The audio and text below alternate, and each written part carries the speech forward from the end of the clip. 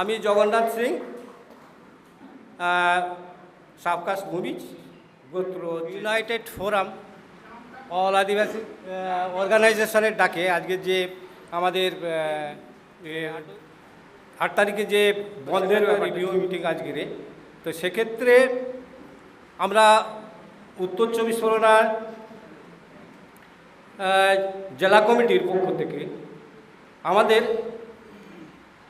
বাসস্থান মূলত যে ভূমিজ, ওরা, মুন্ডা, বেদিয়া, মাহালি এই সম্প্রদায় মিলে আমাদের উত্তর 24 পরগনার নেজাট ব্লকের এবং সন্দেশখালী ওয়ার্ড 2-তে এই গোষ্ঠীর মানুষের বসবাস বেশি ছড়িয়ে ছিটিয়ে।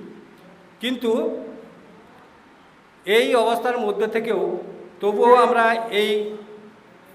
এই বন্ধের ডাকে আমরা 8 তারিখে হাবড়ার ঝিগড়া গ্রামে আমরা কিছু সময়ের জন্য বন্ধ পালন করেছিলাম। আমাদের সেখানে আদিবাসী ভূমি সমাজ এবং আদিবাসী কল্যাণ সমিতি মিলিয়ে আমরা এই বন্ধটা পালন করেছিলাম। আমাদের বন্ধে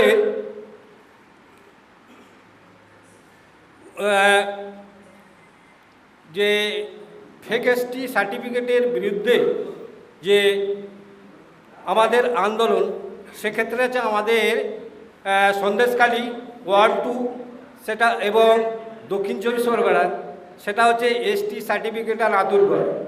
আমরা এই আন্দোলন 1998 থেকে এবং 2000-এর মধ্যে আমরা শুরু করেছিলাম। সেই আন্দোলনের আমরা তখনকার দিনে সেরকম সাড়া ফেলতে পারিনি, কিন্তু তার আজকের সেই রেস থেকেই আজকের যে তার এত প্রসার বিস্তৃতি লাভ করেছে এবং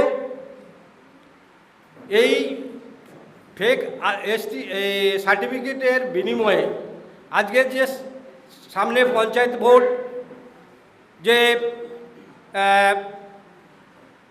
এসটি রিজার্ভেশন যে কোটাগুলো, সেখানেও দেখতে পাওয়া যাচ্ছে যে আদিবাসীরা সেখানেও আদিবাসীদের সার্টিফিকেট নিয়ে রিজার্ভ কোটাগুলোকে তারা দাঁড়াচ্ছে।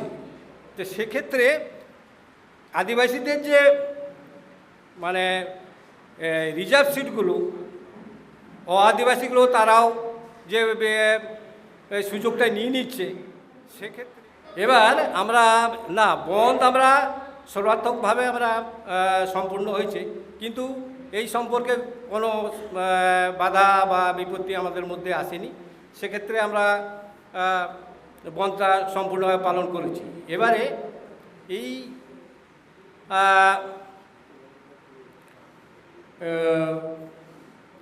বন্ধের এই যে আমাদের ওখানে যে ব্যাপকভাবে বন্ধের যে প্রভাব, সেই প্রভাবটা আমরা সেরকমভাবে ফেলতে পারিনি, তবে আমরা বন্ধ পালন করেছিলাম এবং তার শাসক শ্রেণীর পক্ষ থেকে বা কোনোরকম সেরকম কোনো বার্তা পাইনি। মোটামুটি আমরা সফল হয়েছি।